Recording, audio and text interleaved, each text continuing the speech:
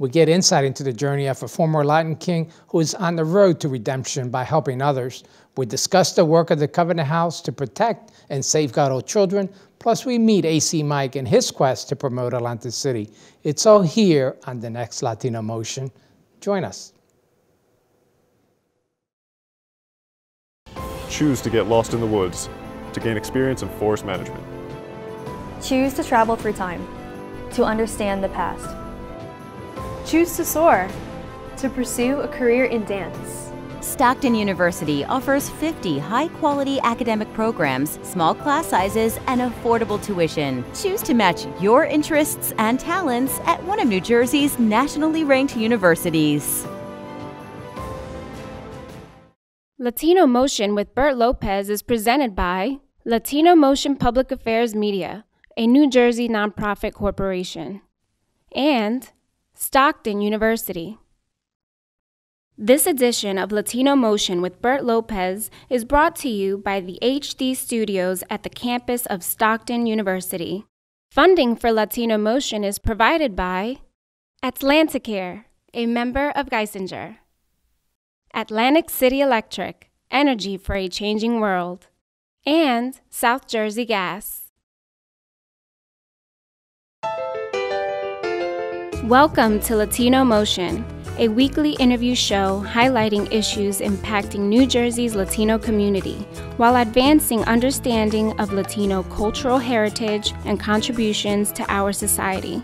And here is your host, Bert Lopez. Buenos dias and welcome to Latino Motion. From a leader of the Latin Kings to now helping save lives, I'm happy to have Melvin Negron, who is here to share his story of redemption. Melvin, welcome back to Latino Motion. Thank you for having me. Actually, the first time on Latino Motion, but we're glad to have you. You have an amazing story, obviously, going from being a gang member to now helping others to save their lives. Tell me about your story. How did you get to that bad place? I grew up with a single mom and a boyfriend that was very abusive in the household towards my mother and my sister, so I grew up in kind of fear. So I tried to avoid the house as much as possible. And the streets were the first place that I went to avoid chaos. And of the gangs, the lifestyle, it was an attraction for me. So it started off at a very young age. Honestly, 11 years old, wow. I was actually involved in hanging out on the streets. By the time I was 14, I joined the Latin Kings. And by the time you were 18 years old, you were a leader yes. in the Latin Kings. Yes. Tell me what your lifestyle was like then. At that time, I was a drug dealer, drug addict as well, in and out of prison. Was convicted of distribution, like I said, involved in all kinds of gang-related activity. And that went around for the next almost, I want to say 20 years.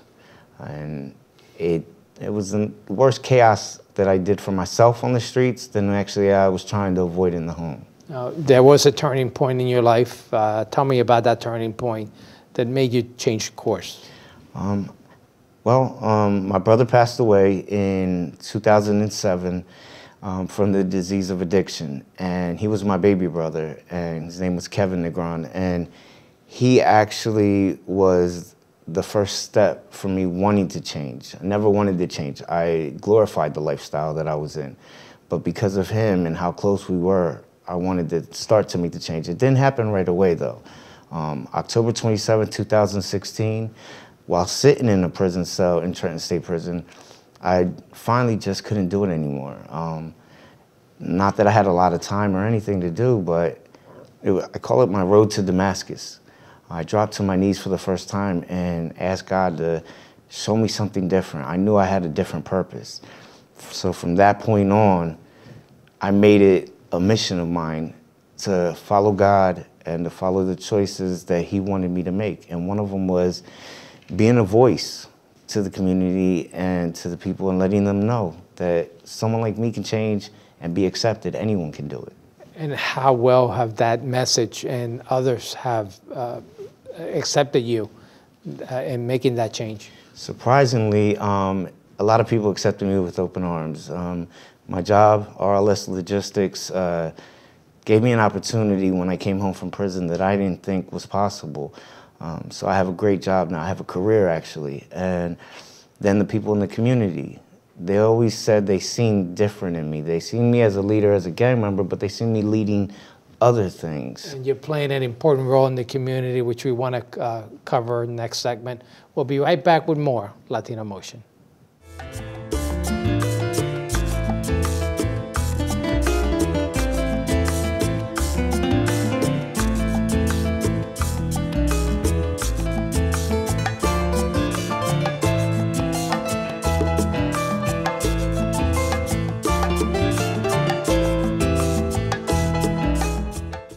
Welcome back. I'm here with Malvin Negron, who is sharing his story of redemption and giving back.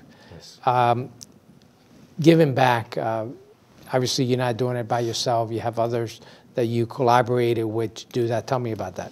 Yeah, when I came home from prison, I collaborated with Pastor Jimenez, Victor Jimenez. He's a good friend of mine. He's also my pastor from iHub Violin. And this was something that we both had a passion for. So we reached out to several different people in the community, different community leaders, let them know what we were trying to accomplish. And David Stokely from Rectified Inc., which is based out of Houston, Texas, came from Houston, Texas to help us start the process. We work with different organizations, from Holly City Family Success Center, Sabrina Simpkins. I work very closely with her in Millville. So this work involves you going to the streets, yes, and reaching out to gang members, yeah, folks that may be, and what's the message that you're giving them? Letting them know that, you know, whatever's going on in the household, go to your teacher, your counselor, principal. Don't turn to the streets. In some cases, it's a little bit too late. That's an important message, right, for those kids who were in that situation that you were, an abusive, yes, household. They need to speak out, but right, the street's not the way to go. No. And the thing is that we, in our neighborhoods, growing up that way, we tend to close up, keep things a secret, especially in the Latin community. It's not good to speak about your feelings. So how about those folks who are already committed to the gangs, they're already involved in gangs? How do you reach them? How do you convince them that they need to change and look for a positive outlook in life? For those guys, a lot of them know me. I made a reputation for myself on the streets. So when they see me how I am today, they look for hope. And that's what we're trying to give back. Pastor Vic and I are really, that's all we want to do is let them know there's opportunity out there. So if someone like us, you know, that was involved, I mean, very hardcore into the street life, can actually make a change, forgiveness can be given, then anyone can do it. I mean, there's nothing that we haven't done. And now look at us. Today he's a pastor and I work in an office. And how well is your message being received?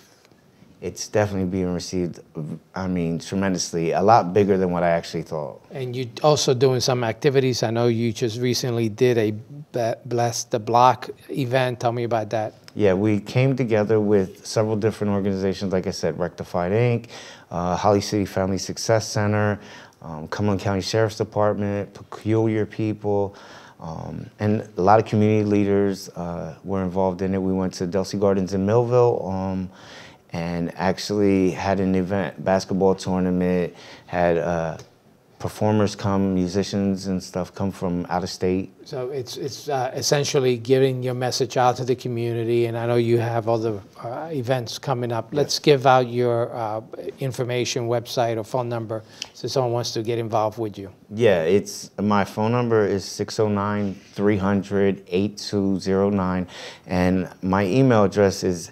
mnegron@rlslogistics.com. At both of those I can be reached because at the same time my company is also offering employment. We're here to help empower, not just give. Great message. Thank you so much. Thank you. And please stay tuned. We'll be right back with more Latino Motion.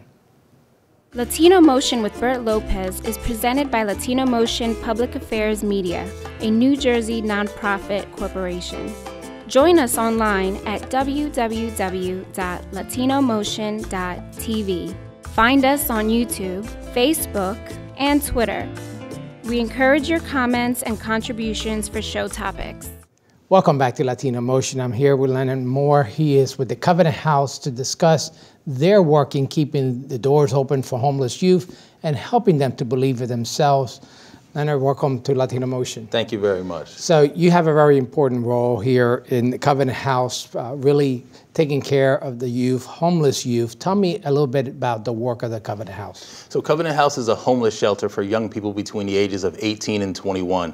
We provide a variety of services, education, vocation. I myself am an attorney, so I help them when they come in with legal issues, family law issues, things of that nature. For us, it's all about helping them become a productive member of society. Employment and education are two of the main things that we focus on. As we saw with the case with our first guest, kids could end up in the street and fall into very bad elements like gangs and others. And this is where you guys come in and really try to get them in the right direction. Exactly. One of our main principles is values communication. We try to impart values to our young people. We help them see that some of the things that they may have been doing on the street were for survival, and now, since they're trying to change and become a productive member of society, some of those things they have to let go. So for us, one of our main principles is values communication. Let's talk about the need. How big of a need and how many youth are coming to your centers? So it really varies at any given time. In the summer, our numbers tend to rise. In the winter, also, our numbers tend to rise. For us, we are 27 beds. We can sleep upwards of 35, 40 people. Some of them will sleep on mats and things like that if it's really necessary. But for us, we're constantly getting phone calls. We're always asking to provide a service for a young person that needs housing. Yeah, I was wondering how the youth find you. How do they learn about your services? Right. So with the advent of technology, of course, online is a great way. You can Google us, find us pretty easily. Prior to all of that, it was word of mouth. It was young people who needed something, and they would ask other young people who needed something as well and knew. And for us, word of mouth was very big. When people came to us and they had successes, they would share those with people. And when they knew that someone was in need, they would refer them to us, sometimes make a phone call on their behalf and say, hey, my buddy's in need of help. Can you help him out like you helped me? What's the length of stay usually for these youth? It varies, and it really depends on what the young person needs. If a young person is completely homeless, no family, no resources or anything like that, they could be there 6, 8 months.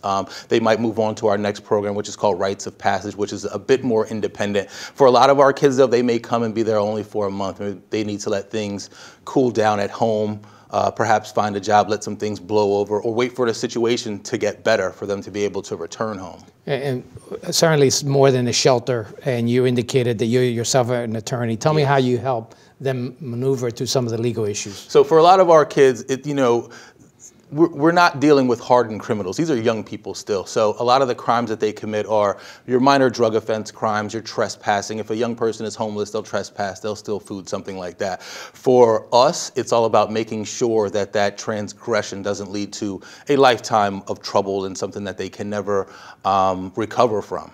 And obviously, you're there to help and provide a lot more services in terms of job placement and housing as well. Right.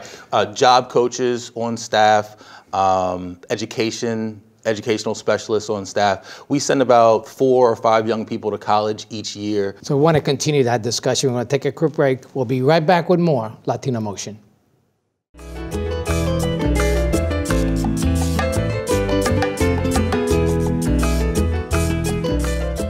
Welcome back to Latino Motion. We're once again talking about the work of the Covenant House to protect and safeguard children. I'm once again with Mr. Moore, and also joining me is Mike Lopez. Gentlemen, welcome to Latino Motion. Thank you. Thank you. So, Mr. Moore, just to finish up our discussion in terms of the work of the Covenant House, not only do you provide the legal services, you also work out a plan. So you work out what they need, whether it's additional school, whether it's getting legal help or basically going back and getting a job. Right. That's all laid out for them. For us, what we do is we take in every person as an individual and we help them develop a case plan. It's a choice program. So if the young person decides they want to be a mechanic or a poet, we help them set a course to ultimately achieve that dream. And tell me one success story. So for me, the success stories are really about the kid getting what they want.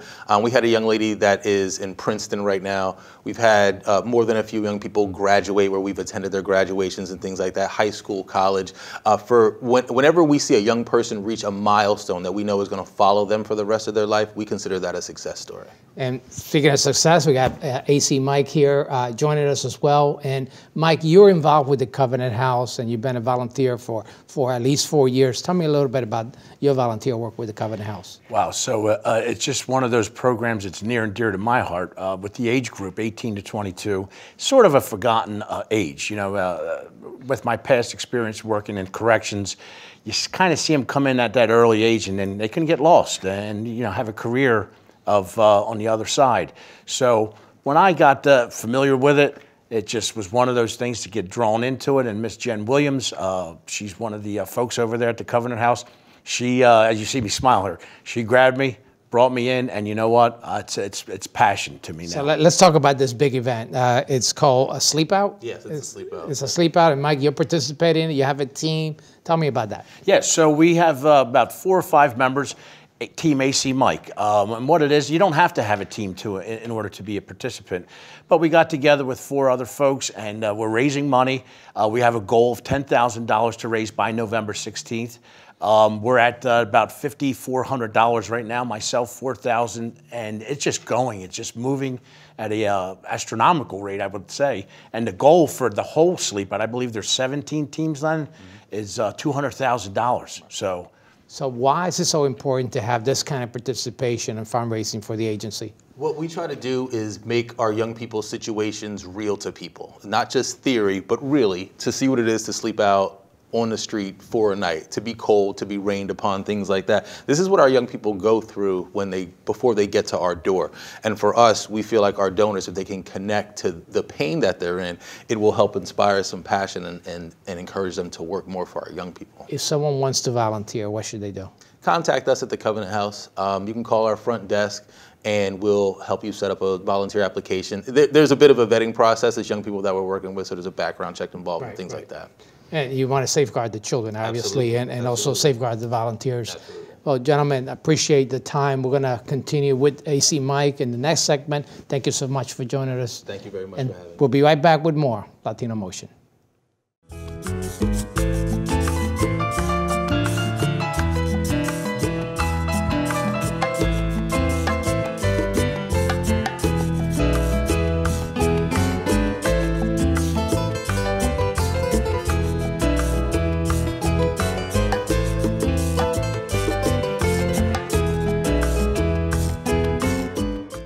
Welcome back to Latino Motion. The excitement of Atlantic City and the shore communities is the driving force for my next guest. I'm happy to welcome back Mike Lopez, better known as AC Mike.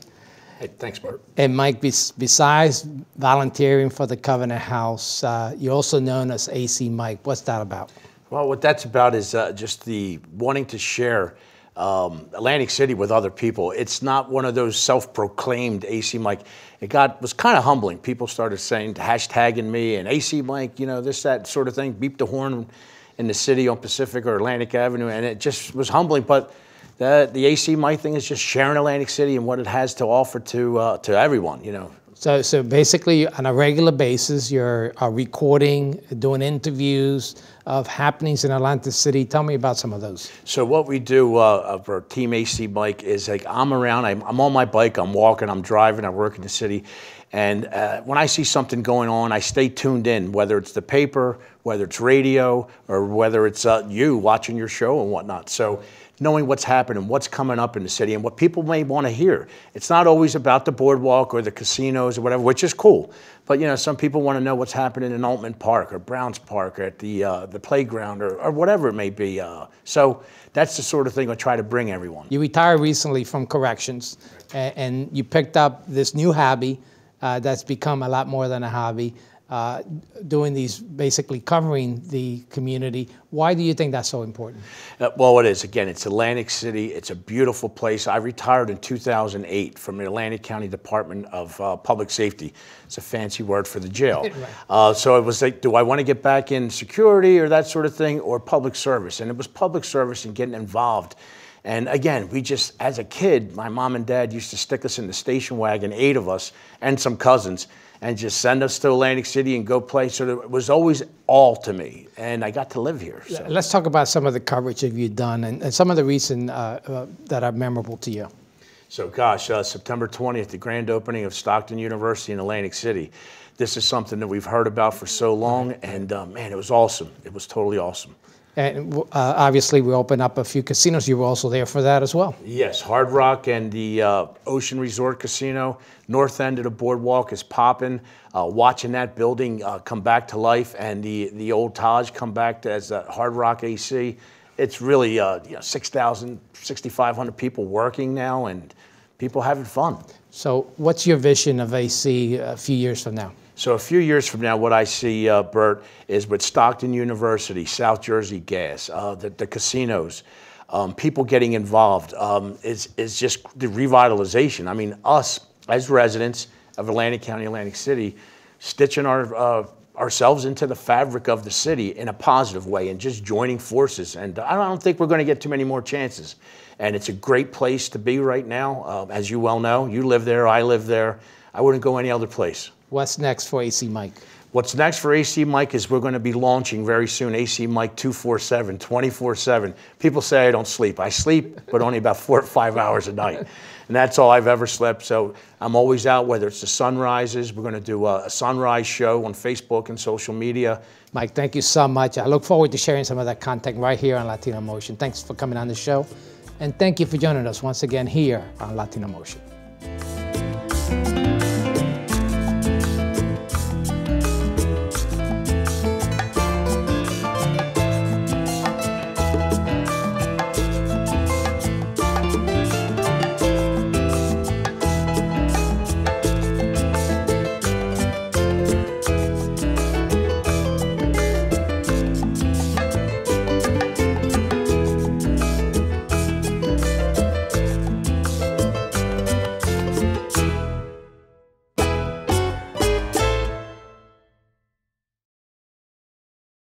Choose to get your feet wet, to learn more about protecting our environment. Choose to read minds, to understand the human brain. Choose to get your hands dirty, to create a masterpiece. Stockton University offers 50 high-quality academic programs, small class sizes, and affordable tuition. Choose to match your interests and talents at one of New Jersey's nationally ranked universities. Funding for Latino Motion is provided by Atlanticare, a member of Geisinger. Atlantic City Electric, energy for a changing world. And South Jersey Gas.